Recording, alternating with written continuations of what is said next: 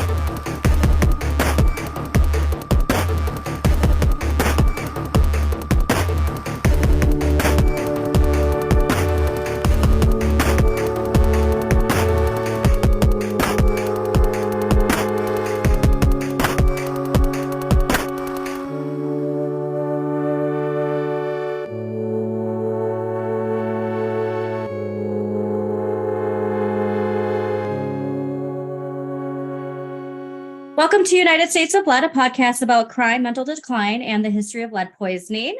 This week, Paul and I are joined by Dr. Mark Laidlaw, who has a degree in geology, a PhD in environmental science, with over 20 years experience in environmental consulting and research. He's co-authored over 30 peer-reviewed articles, and his research mainly is regarding metals and health, since you are in Australia. Yeah. Tim Pye had mentioned that they just simply don't have lead screening for kids in the UK. What kind of systems are set up as far as lead poisoning awareness in Australia? Is lead screening something that's a standard approach? What's that look like? They don't have any screening program here. They had a study back in 1995 where they did some screening. Yeah, something like that, I think. But they really don't know what they're dealing with. So interesting. Yeah. Well, Mark, I'm just going to ask this because I'm going to ask the expert right now. We've been operating as if that is insane. Is that true? Do you think it's important for everyone? I think it's just, in America, they're measuring the blood levels of some of the children. So that's good. But I think you really need to monitor the environment rather than test children's blood after they've been poisoned. Mm-hmm. Go ahead and test the soil, make sure it's not above guideline levels or really high levels, and remediate that rather than wait for the child to be lead poisoned. So that's what I think. What we've learned throughout time is a lot of systems seem to be just reactionary, and we don't really take too keen to being precautionary. Yeah. In all aspects of society. It seems like it's reactionary. And I know we're constantly advocating for a lot of areas of life, including our health, whether it's physical or mental. That shift really needs to happen if we're really going to make a change, because reactionary is not really working out that well as far as taking that approach. It's really sad. In America, you've got the Clean Water Act and one of the Air Acts, but you don't have a Clean Soil Act. Something they should have is the right to clean soil.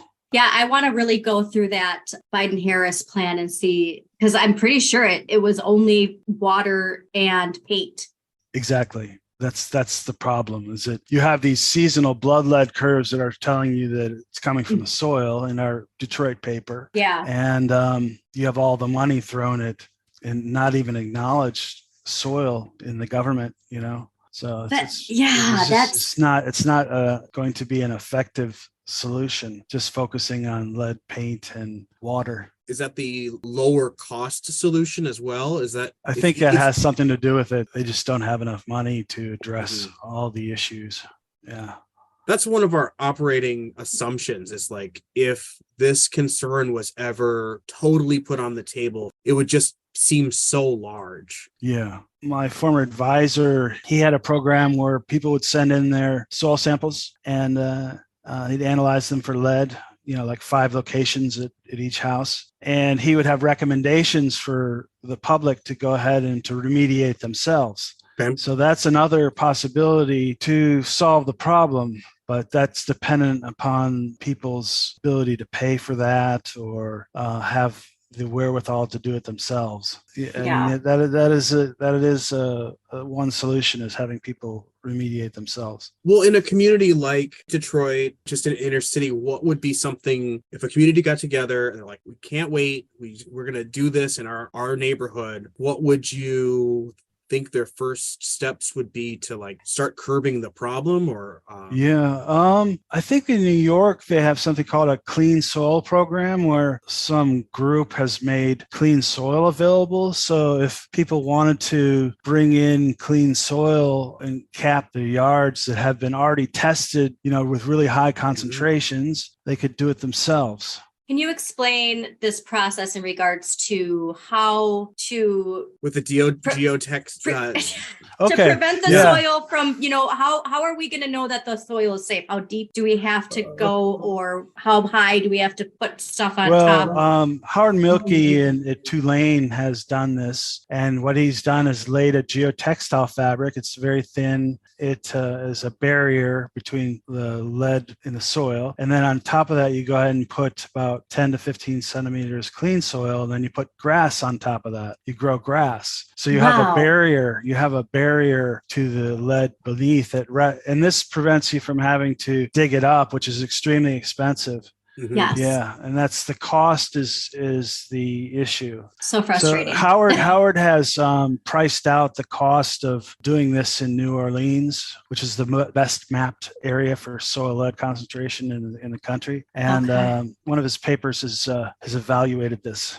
Let's say construction, all this getting unearthed in especially bigger cities, would there be any kind of protocol to help minimize, or would that be just the process that you would do after construction? Then we lay this, I already forgot how to geotextile. Lay this geotextile. Yeah. This would be just a standard process, let's say, for new construction. Well, I'm not familiar of any guidelines for preventing lead exposure from new construction, actually. Okay. There might be out there, but I'm not familiar with that. I'm sure it could help if a considered approach was developed to prevent exposures or dust being eliminated in construction sites. I would really like to know the connection between that soil dust and construction workers. I haven't heard of any research that has looked into that. So like in your bachelor's, you repeated an earlier experiment, and I keep hearing this over and over, and I wonder if that's another factor in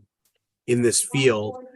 There's the hypothesis, and then you've got with the scientific method, everyone wants to have these ideas and then have a test and then do the research and write the paper and be at the front. But so few people do the really important part about the science, which is like that it's repeatable. Is that an issue that there's just not enough people? Yes. And how does that come out? What should be more repeated in this field? Well, I think that more people could, like Chicago was just mapped for the soil lead concentration, a really, really excellent paper. I would like that to be repeated in other cities. Oh, sure.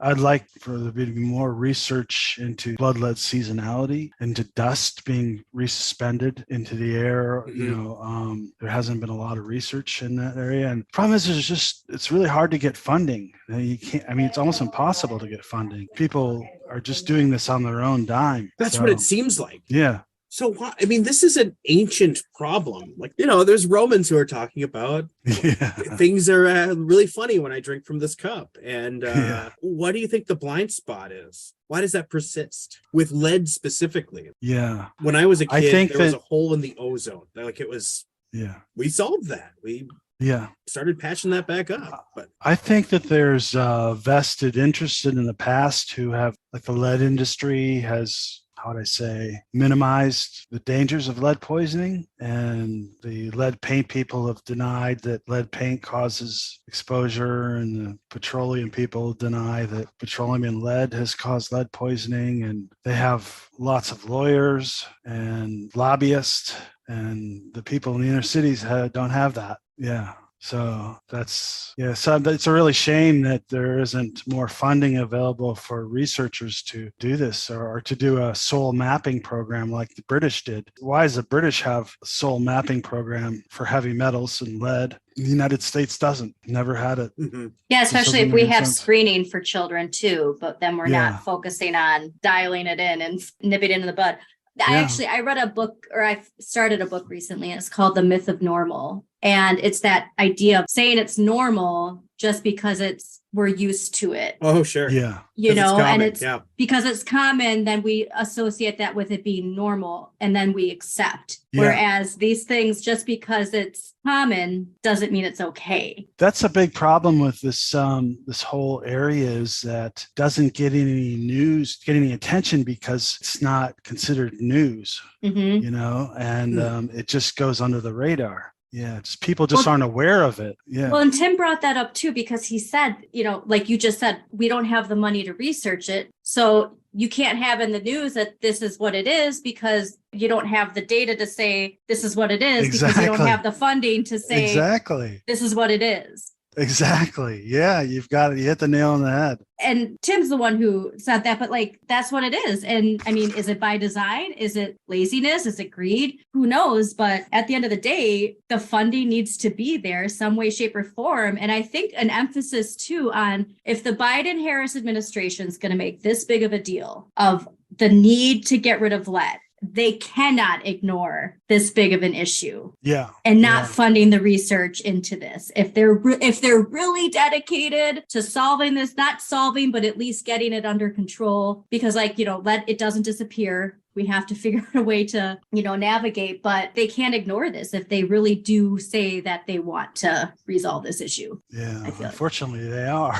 That's what I mean. So it's that's a way though to at least get it in the news that you say it's this big of a problem. Well, if you go ahead and map all the cities and see all these inner city areas with this high lead concentrations, and if you see it, then you'd be forced to do something about it. But I wonder if they know that. They know that if they map it, then they'll have to do something about it, so they won't map it, They already spent too much time on this other plan. You can't mess up their plan now.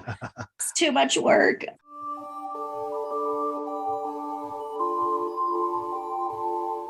I'm wondering how to get the people who are going to be working on this abatement program, how to get them to wet their whistles and to get them hungry for even more of that sweet, sweet lead dollars. So if there's an industry that can be kind of supercharged, where if I'm a handy person, I got 5 employees and 2 trucks, and it's I'm going to start doing this lead thing with the government. Yeah. Is there a way that we could get them to then say, we're doing pipes, we're doing this paint, and then we're doing this testing and this testing, but the real money is in this soil? How can I get my team in? Yeah. How can I get the powers that be to see? I'm trying to say, it's just basically a landscaping job. How do we leverage this? Yeah.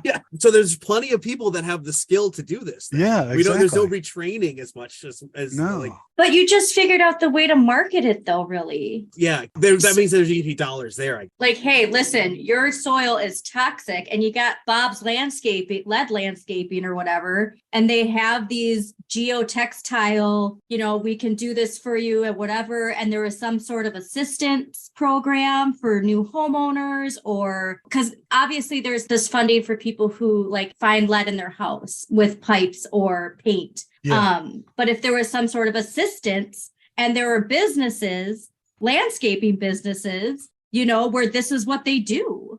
Yeah. Mark, you can imagine the size of, it's a big job to do these inner city areas, but it could be done. I wonder if this might be an insurance issue. If we could there's a big storm, a bunch of roofers will drive through my neighborhood, and they'll knock on doors, and everyone has roof damage, right? Everybody's roof needs a new roof. There's some shingle that's just a little out of way, and they contact the insurance company, and they do the work, and they basically say how much money is your insurance company going to give you, and that's magically the exact amount that roof costs. Yeah, they do 50 roofs and they're super happy. So I'm just wondering if how can we get something like that where the insurance company is saying, it's cheaper for us. It's, there's some actuarial table where it's Yeah. better for this piece of property or this whole area to have the soil remediated. Yeah.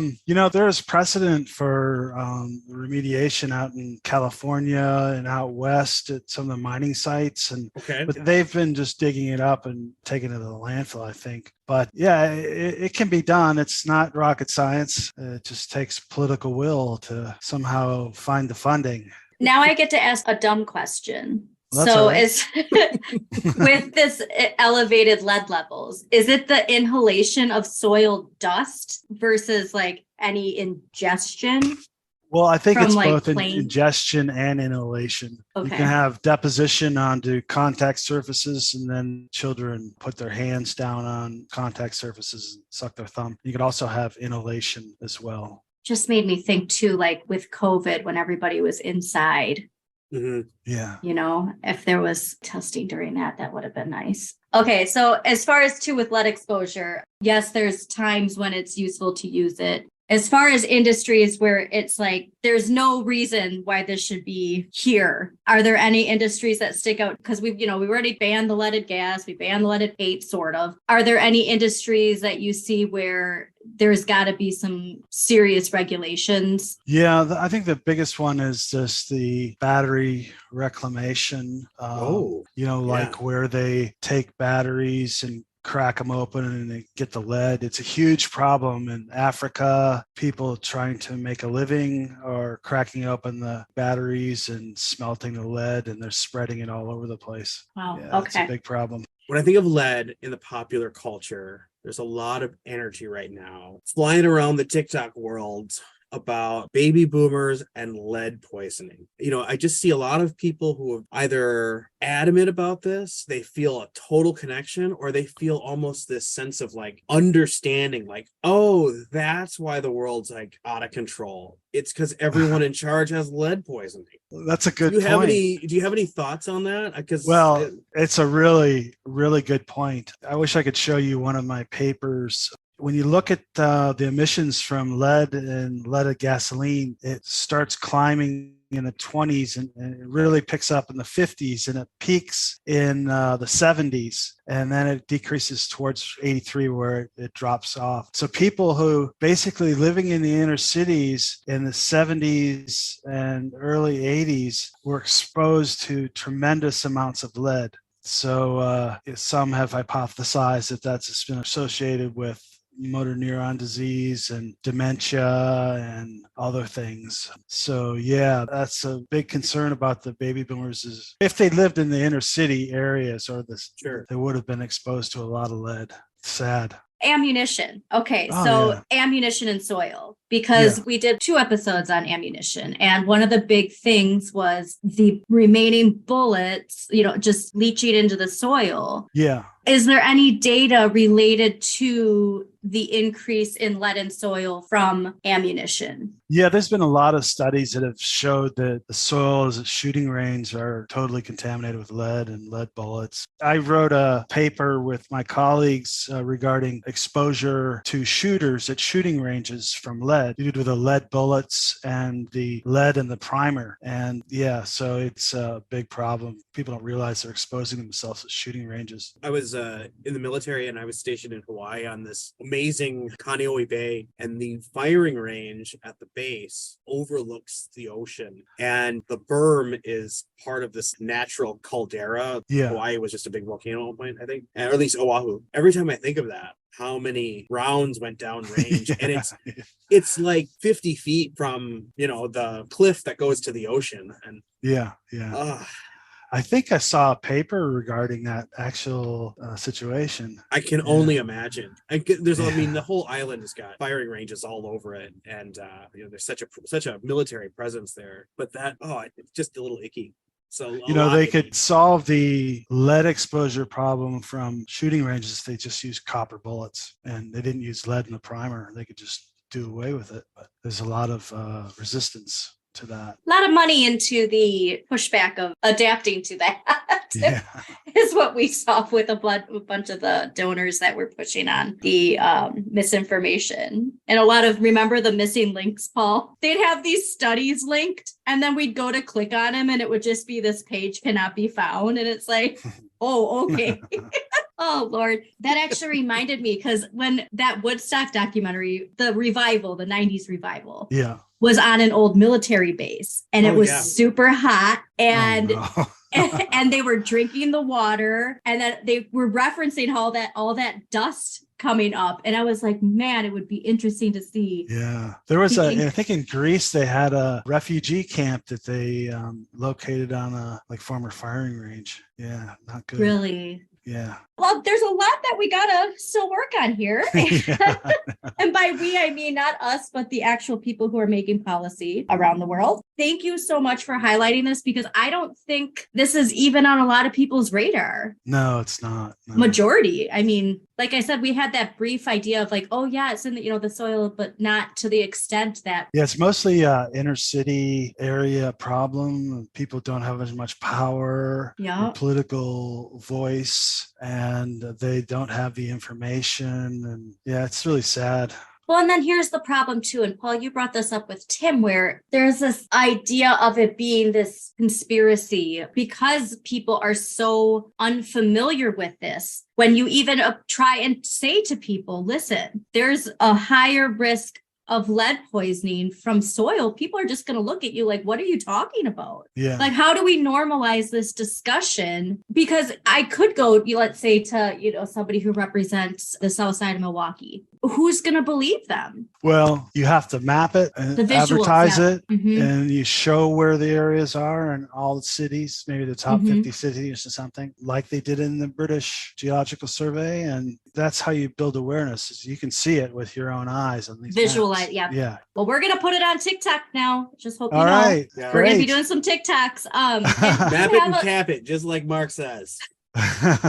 Do you have a link to that, by the way? The UK? Oh, yeah, I'll send you one. Okay, perfect. For our listeners, we will be sharing all the links that Mark has for his studies, the studies that he's referenced that are important to highlight, and also expect some TikToks on this, because this my mind is I'm kind of speechless, because my mind is blown at how important this clearly is. Like I said, too, with the emphasis of climate change, I just see it becoming an even bigger issue. Like we were saying, this whole reactionary model of society we have is not gonna benefit us in years to come if we don't actually try and apply what you are suggesting we do. Well, thank you for interviewing me. And yes, it was really nice talking with both of you. We appreciate your time so much. Yeah. Seriously, thank you.